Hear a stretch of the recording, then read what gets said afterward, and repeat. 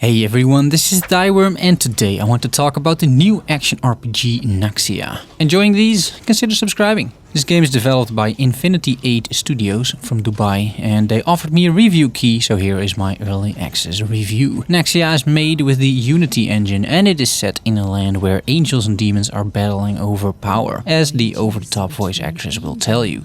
And demons, both unrelenting in their attempts to shift this natural balance by collecting the pieces.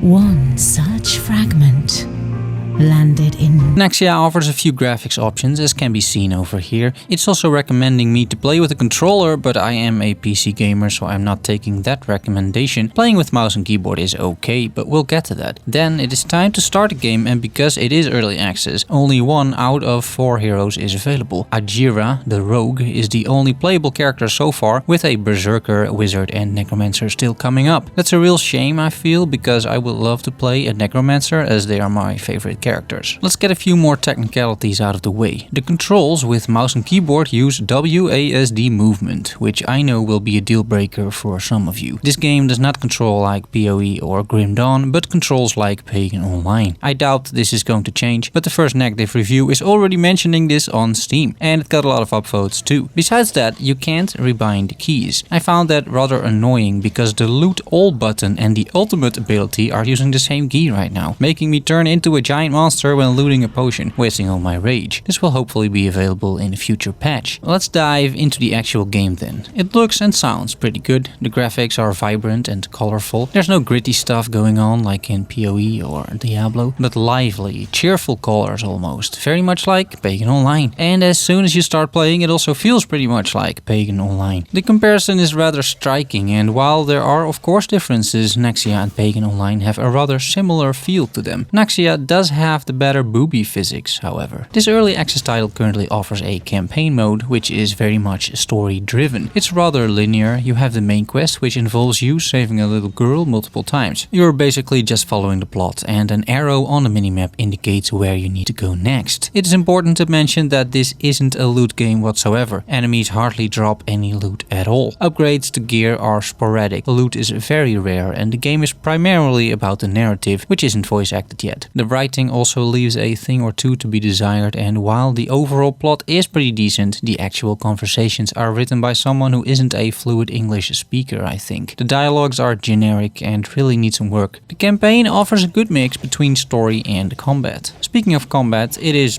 okay, a little clunky. You're attacking in the direction of your cursor, you have a heavy and light attack plus 4 skills you can use. Using skills requires rage, which builds up by damaging enemies with your regular light and heavy attacks. There is a very small skill tree, and each of the 4 available skills has basically 3 versions. There's for example a trap you can place and it will either freeze, burn or spike enemies. Other skills offer a bit more variety, but I wouldn't say that builds are a thing for now. It is simply too shallow. Later in the game you get access to your ultimate ability, which turns you into some crow demon, and it feels pretty good. It's OP as fuck, but only lasts a few seconds, and you're completely decimating entire armies with that thing. The game also features executes. They look nice, but I didn't really see any benefit other than that. There's one boss fight in the game as of now, which was once again fine. There aren't any groundbreaking mechanics here. Mr. Mad Eye here is your usual brute, slamming away with very predictable attacks and moves. The only time the game was challenging was at an escort quest, where I got overwhelmed by enemies and didn't have any potions to heal myself. The game currently has no difficulty settings either. Some parts of the game are not designed all that well, like the inventory. Each armor and weapon slot has its own tab on the left side, and I need to go there for each individual component to equip them, which makes it quite a hassle to do. It's also pretty unclear which item you have equipped. I did like the fact that the armor and weapons you have equipped are displayed on your character. Another thing that bothered me somewhat is the performance. It runs okay-ish, but there are frequent lag spikes and FPS drops. Also, it turns my PC once more into a helicopter, just like Last Epoch does. I asked the developer when we can expect expect more content, and they told me there is a roadmap coming soon. And it's necessary. Well, not the roadmap itself, but some fixes, changes, content and optimization. I finished the entire available game as it is currently in 2 hours. And those were pretty slow-paced hours as well, with me making breakfast, taking notes while playing and just doing recordings and everything. There's currently not much content there. There's no crafting, there's hardly any loot, there's no voice acting in this very narrative-driven game. There's only one playable character with very limited skill customization. Well, you get the point. What is there is somewhat promising, but it didn't blow me away by any means. This is really early access, and the devs estimate it will be in early access for 1 to 2 years. And that's why I think you should not buy this game. First of all, it's definitely overpriced for almost 17 euros. Unless you want to sponsor and support developers, then it's fine, but looking at pure gameplay, content and enjoyment, I'd say this game shouldn't really cost more than 7 euros. So in its current state,